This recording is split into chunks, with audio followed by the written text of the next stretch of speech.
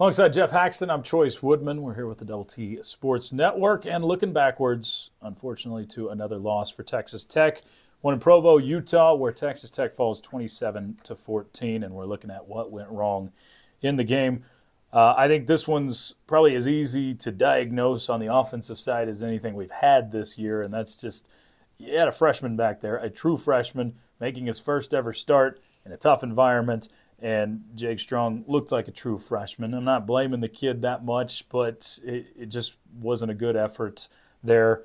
You see interceptions, you see mishandled fumbles on attempted handoffs. It was just out of whack. He never got a lot of flow to the offense, and he seemed rattled, as did a lot of the offense the entire night. So I think you're down to a third-string quarterback, and Texas Tech looked like they were a team down to our third-string quarterback. It takes away so many of the things that you're wanting to do on offense, and one thing that you just couldn't get done is just getting off to a good start. You couldn't get off the blocks, and meanwhile, BYU sprinting off the blocks.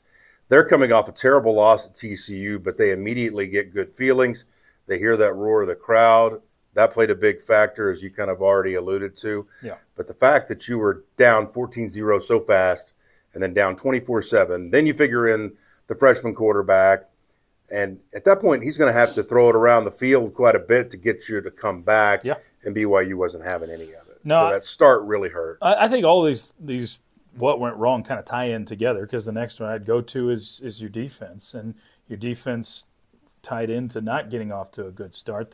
It feels like you're down 14-0 pretty fast in this game, and then the offense and the true freshman quarterback are having to play catch up, and you're not able to lean on Taj Brooks as much early as you would like to. So I think they all just tied in together, and I think the defense, while they only gave up 3 second-half points and really turned it on later in the game, one thing that's been missing from this defense a ton that we expected to see more is some takeaways. I think you've had one takeaway in the last 4 games, and it just you're not getting that momentum back for your team, the overall team as a whole, and it's on both sides of the ball. But you're just not playing good complementary football. It was a rough night in Provo.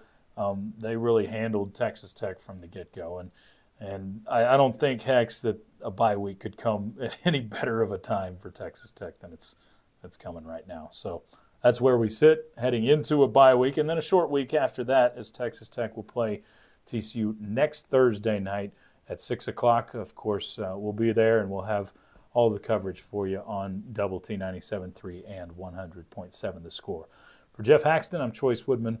That's what went wrong against BYU here on the Double T Sports Network.